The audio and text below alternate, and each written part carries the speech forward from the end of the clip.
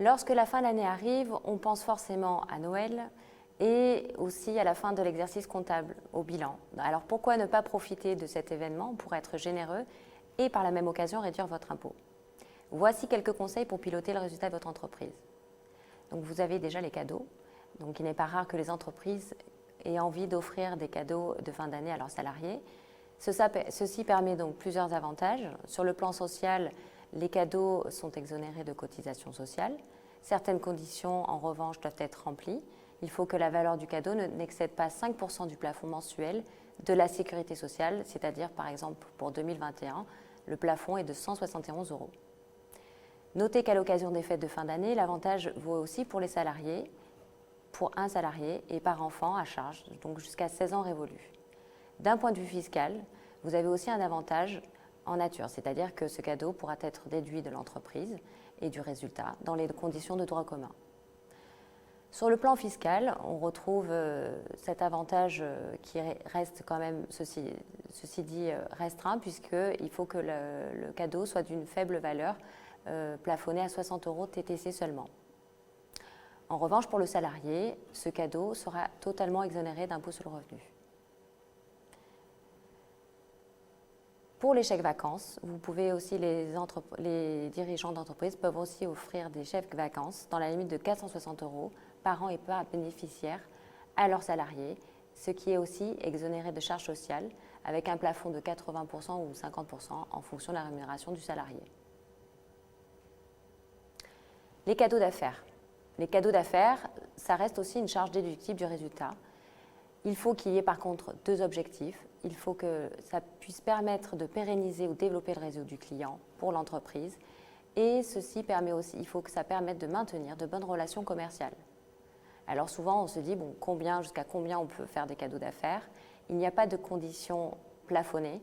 La valeur est fixée, on va dire, de manière libre. Il faut cependant que le montant ne soit pas excessif et qu'on reste dans la normalité du montant du cadeau. Et ça sera donc apprécié en fonction de la taille de votre entreprise, de l'étendue de son activité et de son chiffre d'affaires. Concernant les dons, profitez de la fin de l'année pour soutenir une cause qui vous tient à cœur, pour une association dans le besoin et un geste simple qui vous permet également de réduire le montant de votre impôt. Dans le contexte encore particulier de cette année 2021, le don est une manière efficace et sans risque d'obtenir une réduction d'impôt, tout en faisant le bien autour de soi.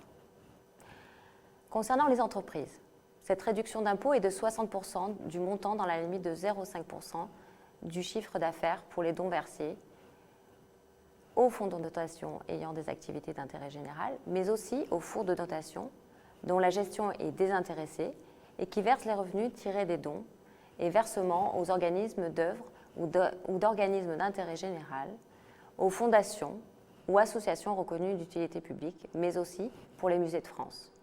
Alors attention, pas de panique, si le montant de vos dons dépasse le plafond, vous pouvez reporter l'excédent sur les 5 années suivantes et bénéficier de la réduction d'impôt dans les mêmes conditions. Ce mécanisme de réduction s'applique aux dons en numéraire, mais également aux dons en nature. Ça peut être des dons de biens meubles, par exemple, ou de parts sociales, mais aussi de mécénat de compétences. Alors, quelques conseils pratiques. Attention, lorsque vous versez les sommes aux fonds de dotation ou aux organismes, il faut que ça soit versé avant le 31 décembre de l'année pour pouvoir bénéficier de cette réduction d'impôt sur l'année.